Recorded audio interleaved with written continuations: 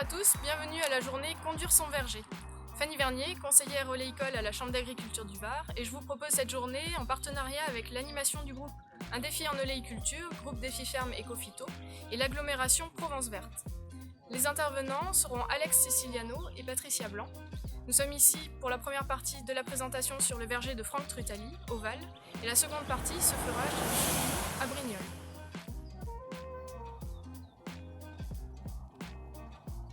Bonjour et bienvenue sur mon verger.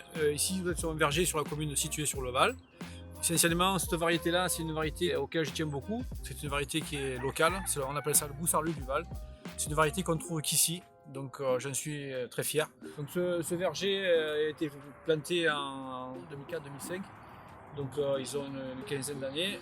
Au niveau de l'entretien du sol, donc je laisse l'enherbement en permanent. La fumure, c'est que de la fumure organique, soit du fumier de mouton souvent ou de l'engrais organique. Les traitements, je passe en moyenne que 2 traitements de cuivre sur l'année et l'argile c'est en fonction des saisons par rapport à la pression de la mouche.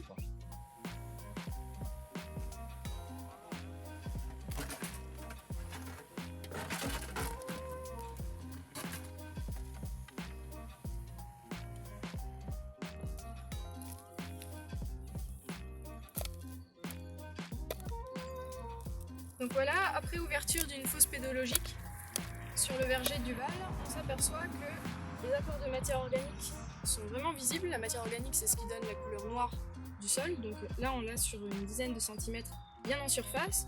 On a un horizon d'incorporation de cette matière organique ici un peu plus sombre, avec quelque chose de marron foncé.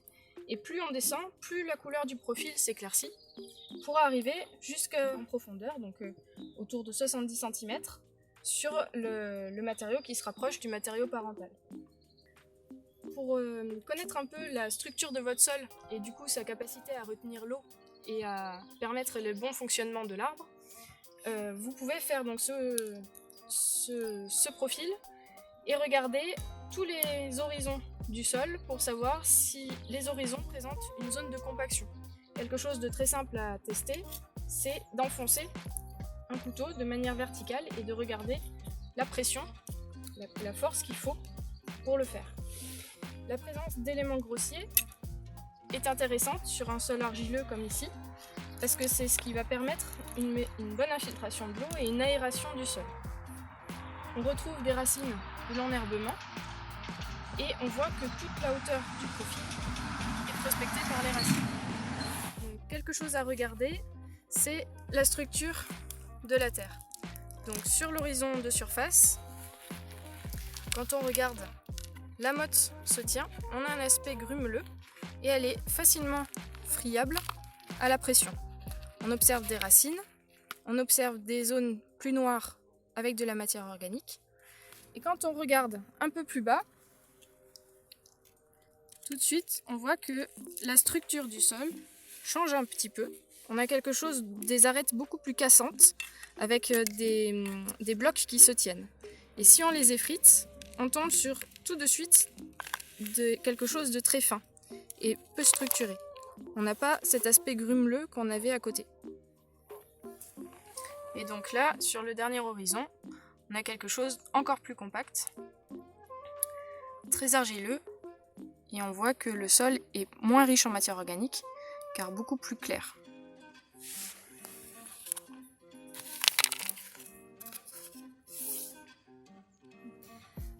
Alors, ce qu'il faut remarquer et vérifier quand on ouvre son sol comme ça, c'est de vérifier qu'il n'y ait pas de traces d'asphyxie permanente.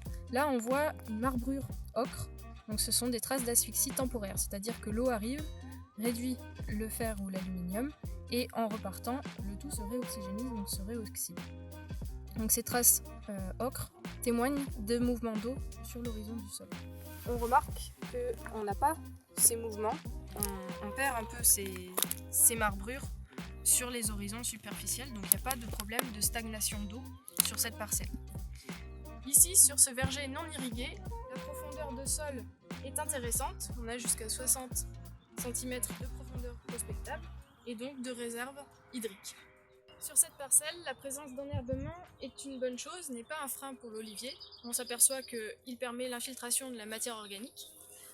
et permet les échanges entre le sol et l'arbre. Plus le sol est profond, plus l'arbre a de la place pour explorer et que les racines puissent aller explorer. Bon, Franck, bravo. Donc on a le diagnostic de Fanny, on a une terre qui est riche, qui fonctionne bien. On a des arbres qui fonctionnent, donc tu nous disais une quinzaine d'années, c'est des arbres qui ont un développement moyen. Là, ils ont une vigueur qui est correcte, avec une forte pression œil de Pan. Là, il faut en tenir compte sur nos préconisations de fertilisation. Donc les apports jusqu'à présent, ça a été ces restes de fumier là, hein. Là.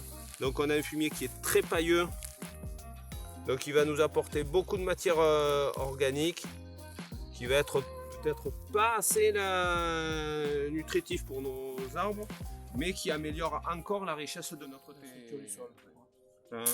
Donc là on est sur des orientations où il faut poursuivre sur cette voie, mais en étant attentif à des apports d'éléments minéraux suffisants pour les arbres au moment où il y a de l'eau disponible, et ça va être notre principal souci.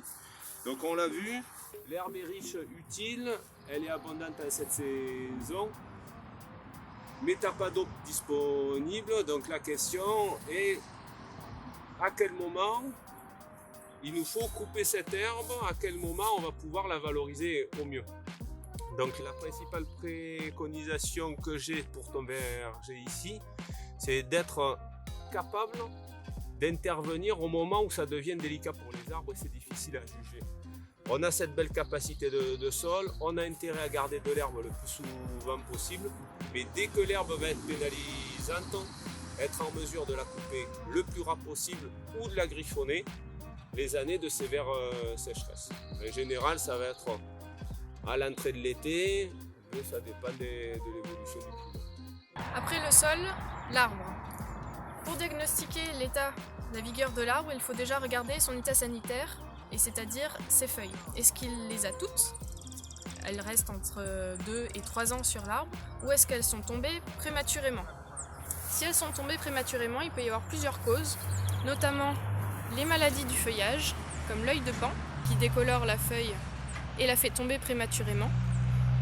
Vous avez aussi la cercosporiose, qui est une maladie qu'on observe sous la face inférieure du feuillage et qui présente un feutrage grisâtre. Un autre aspect à prendre en compte au printemps, parce que c'est à ce moment-là qu'on l'observe beaucoup avant de tailler, c'est la présence ou non de teigne de l'olivier, Praesoleae, sur les feuilles. Donc vous avez deux types de galeries, les galeries d'automne et les galeries de printemps. Donc si vous avez, on va dire 10-15% de feuilles minées de ce type-là, vous pouvez vous dire qu'il est urgent de déclencher un traitement afin d'éviter les chutes de fruits en saison à cause de la teigne. Alors on est ici sur des arbres qui ont une quinzaine d'années, qui passent un seuil courant habituel sur tous les arbres.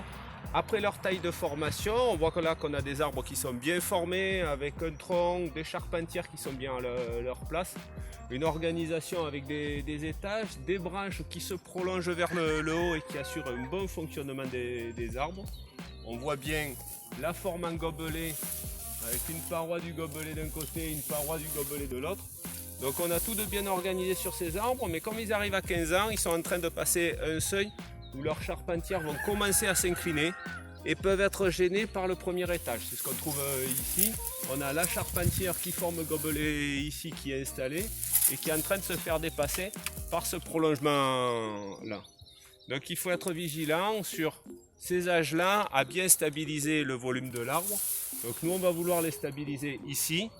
Il nous faut garder notre prolongement en gobelet et ne pas se laisser déborder par la branche qui est en train de prendre son autonomie. De la même façon, de l'autre côté, on a un gobelet qui est installé. Un premier étage qui a tendance à s'allonger, pour lequel il serait une erreur de venir couper en dessous. On favoriserait l'installation et l'allongement de la branche. On serait là sur une erreur de taille si je venais raccourcir. Si je veux raccourcir, soit je viens ici, soit nettement plus en dedans. Et si j'acceptais cette longueur, il me faudrait là faire l'inverse de ce qu'on a envie de faire. Il faudrait couper au-dessus pour garder que la partie retombante parce que c'est l'étage première option. Donc je garde cette longueur. Deuxième option, si ça me gêne trop pour le passage du tracteur, c'est notre cas ici, je raccourcis à ce niveau-là. Je ne laisse pas déborder. Et on va s'assurer donc sur ces arbres-là à préserver le gobelet qui est en place et à éviter de laisser les charpentières se faire déborder soit par en dessous, soit par en dessus.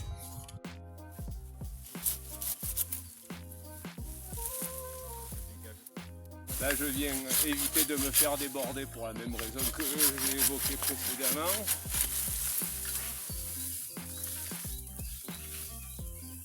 Là en haut c'est acceptable sauf cette tige qui monte là. Et j'ai une tête qui est difficile à gérer de là, mais qui mérite à mon avis pas d'être taillée cette année, qui méritera d'en couper l'une ou l'autre, mais moi j'attends volontiers l'année prochaine. Et comme je veux le faire des olives, je trouve que ça ne mérite pas de monter là-haut, faire un coup de sécateur.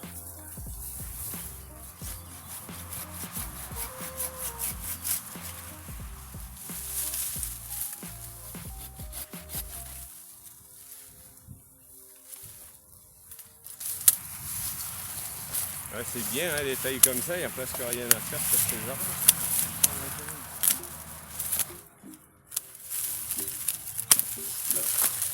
Parce qu'on est dans le vent, hein, il faut bien insister sur l'importance de s'en garder au milieu pour éviter de laisser nos arbres tout écartelés en plein cagnard. Les brûlures. Donc là, une situation qui a été bien anticipée. Une coupe l'an dernier à cet endroit. L'arbre nous propose une série de pousses susceptibles de faire des prolongements de charpentière intéressants. Et une charpentière nettement inclinée, qui est trop inclinée pour faire un gobelet, donc qui a vocation à faire un premier étage avec ces branches-là. Et c'est celle-ci qui a vocation à faire l'étage du dessus. Une fois qu'on a le schéma en tête, on ne se laisse pas déborder par la branche qui vient trop loin.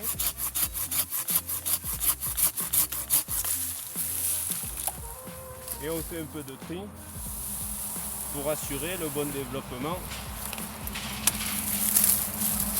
de notre charpentière.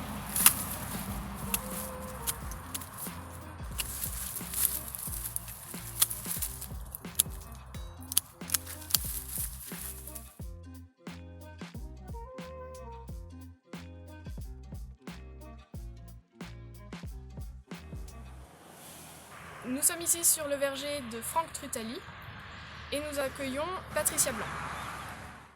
Je vends du kaolin calciné, donc qui est une argile blanche qui est extraite en Bretagne par la société Soca. Le produit est autorisé en France en tant que produit insectifuge, donc c'est-à-dire qu'il a une homologation pour que les oléiculteurs puissent l'utiliser. Le principe est d'empêcher la ponte de la mouche sur l'olive. Et à partir de là, ça fait une barrière minérale qui est efficace donc, contre la mouche. Je pratique le traitement à l'argile depuis une bonne dizaine d'années. J'étais un des premiers à faire participer au test au départ. Et donc cette efficacité, je la trouve remarquable lorsque c'est utilisé en bon escient. À savoir qu'il faut toujours le faire en préventif. Quand l'olive est piquée par la mouche, c'est fini, c'est trop tard, on ne peut plus rien faire. Donc il faut dès le stade de développement de l'olive, quand l'olive dépasse les 5-6 mm, il faut impérativement faire le traitement à l'argile pour traiter contre la mouche. Autre avantage aussi de l'argile, c'est par rapport à la dalmaticose. C'est un phénomène qui depuis quelques années prend de plus en plus d'ampleur. Et c'est seulement l'argile qui peut traiter ce problème par rapport à ceux qui sont encore conventionnels avec l'insecticide. Il est important d'appliquer le produit en tout début de pression, c'est-à-dire quand l'olive fait entre 7 et 8 mm. C'est à partir de ce moment-là où les mouches commencent à pondre et qu'on pourrait avoir les premiers dégâts. Donc généralement sur le pourtour méditerranéen, cette période se situe entre fin juin et début juillet selon les zones. Donc il faut surveiller et donc la préparation se fait à la ferme et ensuite on va appliquer le produit sur les parcelles. Donc là, pour le traitement en argile, donc un exemple de matériel, bon là c'est un porté PUV de 400 litres et équipé de lances. Souvent bon, on est à deux à travailler. C'est pas un gros investissement pour ceux qui font un tracteur, mais bon, sinon après il y a un modèle plus petit qui est le moteur thermique. Il faut savoir que l'avantage du traitement à la lance, c'est que mettons avec 400 litres, j'arrive à faire 2 hectares d'olivier.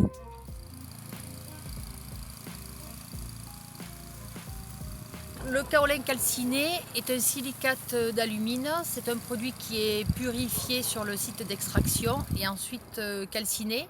La calcination permet d'avoir un produit qui tient mieux sur le végétal et qui ne bloque pas la photosynthèse sous nos latitudes.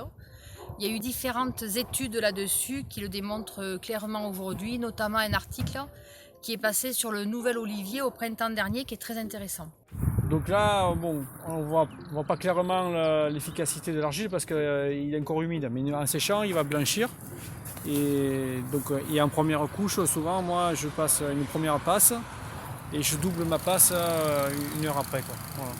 Quand la première a déjà séché, on repasse à la deuxième. Après, au fil de la saison, en fonction de la tenue de l'argile, par rapport au vent, à la pluie, je renouvelle le traitement.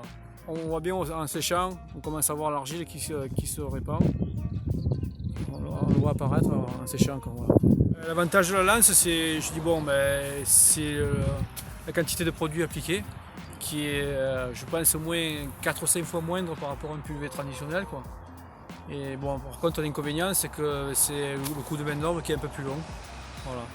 Donc c'est vrai que bon, au tracteur, quand on est à deux, malgré que moi en plus j'ai des parcelles qui sont dispersées à plusieurs endroits, c'est pas une seule parcelle qui fait 2 hectares. Donc malgré les trajets, les déplacements, en demi-journée on arrive à faire pas mal de traitements, quoi, si le climat est bon.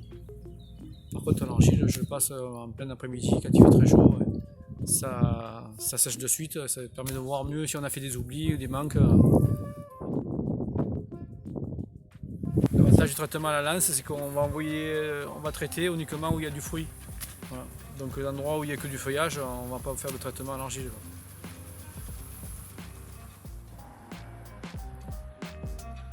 Je m'appelle M. Brunet, Francis, né à Brignon et Brignon-les-Pur-Sang. Après le traitement, l'entretien du verger, c'est labour griffonné, pas plus. Griffonné en long et en large. Je croise mes coups une fois et 1 à 2 fois par an. Mon traitement, je fais un cuivre après la récolte, après je taille, et après la taille, encore une fois un coup de cuivre. Et j'ai 2 tanches d'oignons, après j'ai des pichoulines du Gard, mais les grosses, et après 2 ou 3 verdales. Après, il y a des caillons, il y a 4 caillons pour la pollinisation, et après, je crois, les bouteilles. Voilà.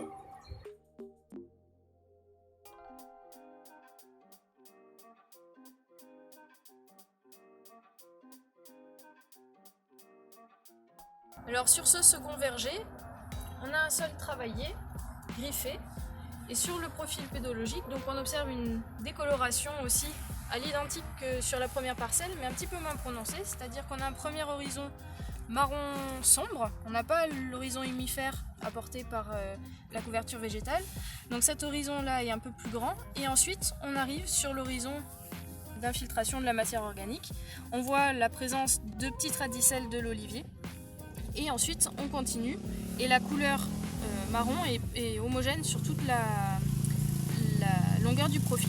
On constate aussi qu'on a des racines de l'olivier d'un plus gros diamètre, plus en surface que sur l'autre parcelle, avec des racines plus nombreuses aussi sur ces 20 à 40 cm de sol. On remarque que sur les premiers centimètres de sol, donc travaillés, les 15 premiers centimètres, on n'a pas de racines de l'olivier. Par contre, en revanche, dès qu'on dépasse les 15 cm, toutes les racines superficielles sont là, même celles de diamètre un peu plus conséquent. Et donc du coup, on a une prospection du profil assez intense à partir de 15 cm, parce que le terrain est travaillé. On remarque aussi qu'en profondeur, on perd cette densité de chevelure racinaire. Donc toutes les racines des oliviers sont vraiment présentes sur ces premiers centimètres de sol.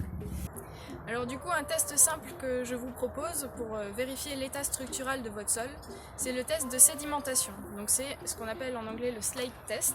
Donc c'est un test où vous immergez les mottes de terre dans de l'eau avec une grille et vous regardez au bout d'un certain temps ce qui se désagrège et ce qui tombe au fond et ce qui reste sur la grille. Évidemment, le résultat qu'on attend, plus le sol est structuré, donc plus il est poreux, plus l'eau va pouvoir s'infiltrer et les mottes seront cohérentes entre elles, plus la motte de terre en fait restera sur la grille et l'eau restera claire. Si le sol manque de structure, on a du coup quelque chose qui va tomber au fond de la bouteille directement. L'eau va se charger en éléments légers, flocculants, et du coup sera assez trouble. Donc je vous propose de faire le test avec la parcelle de ce matin sur le Val, la parcelle enherbée, et de faire le test avec la parcelle du coup ici à Brignoles.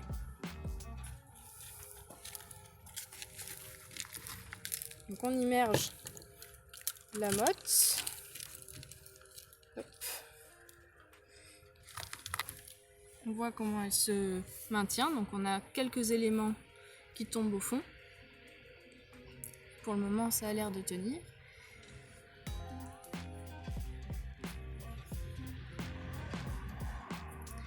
Et on va immerger l'autre motte. Je façonne un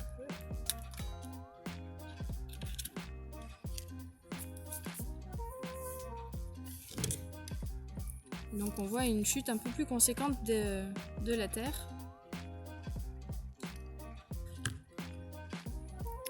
qui se maintient.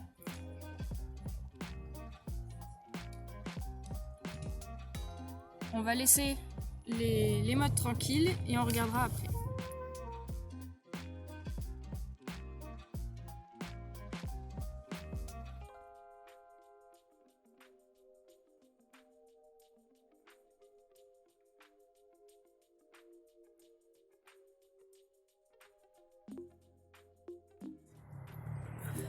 Alors du coup, on s'aperçoit, après les avoir laissés reposer, qu'on a deux versions très différentes. Donc sur le verger enherbé, on a une tenue de motte assez nette, assez franche. Quelques éléments grossiers sont tombés au fond, mais l'eau est restée très claire. On voit aussi la présence de bulles en surface. Donc l'eau a chassé l'air qui était présent dans les porosités. Donc on a quelque chose qui se tient. Et grâce à la matière organique, parce que c'est la matière organique qui fait la cohésion. Donc matière organique animale ou végétale avec l'activité des racines ou l'activité de la vie du sol. Quand on regarde sur la parcelle du coup travaillée, la motte s'est désagrégée assez vite pour nous faire un lit de terre au fond. On observe que l'eau est très trouble et reste trouble et on a du coup en surface quelque chose qui est comme asphyxié. Donc il n'y a pas beaucoup d'air, il n'y avait pas beaucoup d'air dans cette motte de terre là. Le risque à ne pas faire quand on fait ce test là, c'est de se dire une parcelle en bio, tout est magnifique, une parcelle en conventionnel, attention, aïe aïe aïe. C'est complètement faux. C'est uniquement si la structure du sol est intrinsèquement complètement liée à la présence ou non d'un couvert végétal sur le verger. Donc là, on était sur une parcelle enherbée. Là, on était sur une parcelle où le couvert végétal était supprimé de manière répétée tout au long de l'année. Donc c'est vraiment la présence du couvert qui permet à une motte prise à 15-20 cm de profondeur d'avoir une cohésion structurelle et du coup une aération intéressante. C'est grâce à cette aération, comme on vous le disait précédemment, qu'on peut avoir une réserve hydrique du sol importante. Plus votre sol est aéré, plus il sera en mesure de capter et de coincer de l'eau. Au contraire, il faut faire attention, si votre couvert végétal est trop dense, vous répétez la même action de fauche ou de broyage tout le temps, vous avez une prise en masse du chevelu racinaire et du coup vous avez une isolation, on va dire, de votre sol en surface. Les échanges ne se font plus. Donc de temps en temps, il faut venir briser l'enherbement du verger avec une autre technique culturelle. A contrario, il faut savoir qu'un sol avec une mauvaise cohérence structurelle sera beaucoup plus sensible au phénomène d'érosion. C'est-à-dire qu'en surface, la terre est beaucoup plus claire, on a la matière organique qui s'est minéralisée très vite sous l'action de la chaleur, du soleil, des rayonnements et du vent. On peut avoir une érosion par le vent importante.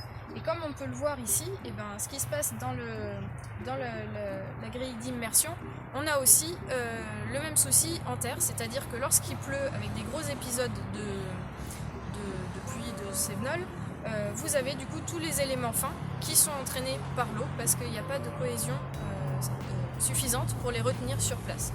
Donc pour des parcelles en pente ou avec des restanques, il faut faire attention du coup au phénomène d'érosion et essayer de maintenir un couvert végétal qui n'a peut-être pas vocation à rester toute l'année en place, mais en tout cas une partie de l'année pour prévenir les épisodes à risque.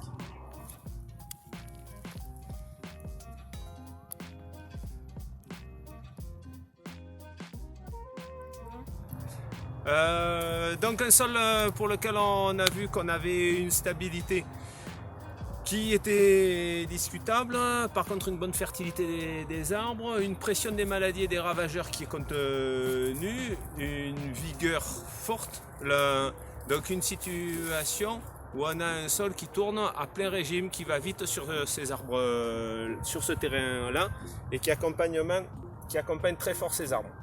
En revanche, on consomme le taux de matière organique présent dans le sol, on consomme le potentiel. C'est un sol sur lequel il va falloir réfléchir l'entretien et les apports de matière organique pour assurer cette fertilité sur le long terme, si on ne veut pas être complètement dépendant des engrais minéraux. Donc ça, c'est une stratégie d'exploitation qu'il faut ajuster. Là, on a la chance d'être sur un terrain qui est parfaitement plat, le risque d'érosion est très limité. Donc le travail du sol en plein tient parfaitement la route sur le plan technique. En revanche, sur le plan de la pérennité, la résistance du verger sur le long terme, il peut être pénalisé assez rapidement. Il suffirait d'une année sans engrais ou 2 années avec des apports d'engrais qui seraient au mauvais moment pour que ça marche moins bien. Donc en termes de préconisation sur un sol comme ça, on va avoir besoin de faire des apports de matière organique. Ces apports de matière organique ils peuvent prendre soit la forme d'un engrais vert, on sème, on laisse pousser de l'herbe, on la broie pour pouvoir l'enfouir, on le fait 1 an, 2 ans, 3 ans d'affilée pour remonter nos taux de matière organique. Soit on choisit un enherbement qui va être semi-permanent pour 2, 3, 4 ans, on laisse de l'herbe avant de réenvisager de travailler le sol. Bien sûr, on peut choisir la voie d'apporter de la matière organique de l'extérieur. C'est plus coûteux, c'est du transport de matière, mais apporter des volumes importants de fumier sur un terrain comme ça serait profitable pour reformer une couche de digestion en surface.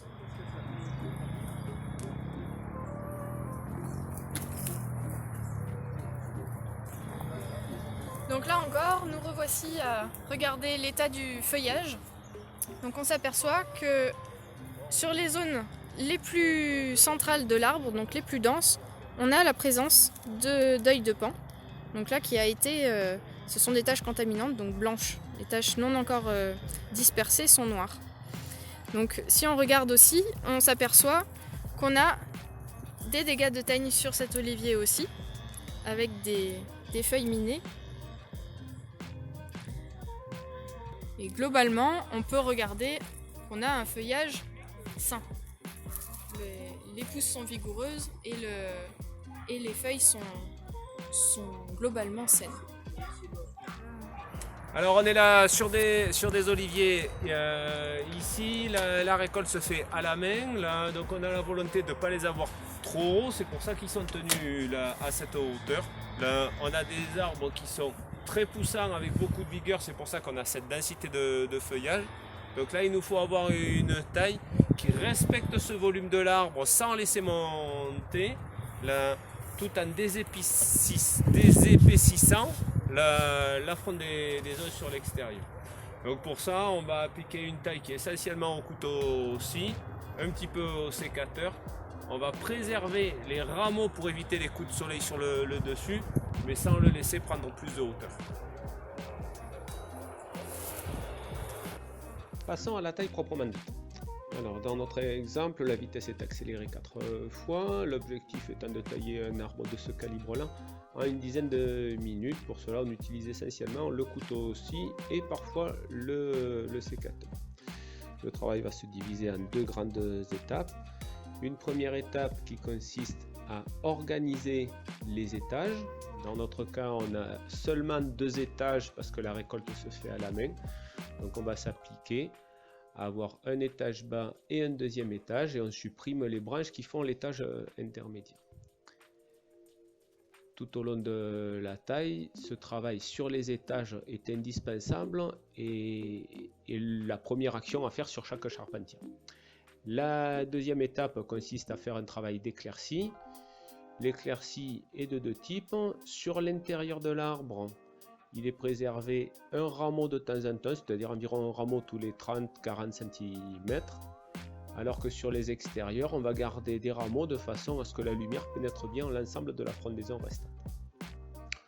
On retrouve ici sur cette charpentière le travail d'éclaircie à l'intérieur. Puis on change de charpentière avec le travail pour séparer les 2 étages de branches. On reste toujours accéléré, voilà les 2 étages. Et un petit travail d'éclaircie sur des rameaux plus fins, à la fois sur l'extérieur et sur l'intérieur de la frondaison.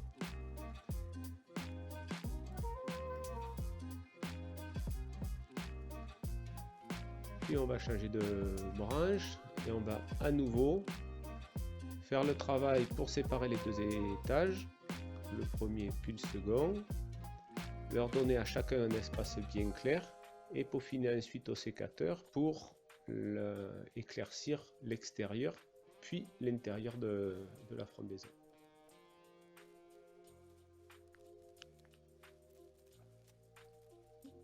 On vérifie ensuite sur l'intérieur de l'arbre qu'il ne reste pas trop de rameaux en portant une attention toute particulière à ne pas vider complètement l'arbre pour ne pas l'exposer aux coups de soleil. On voit que cet arbre a déjà subi pas mal de coups de soleil sur les charpentières qui sont exposées au sud.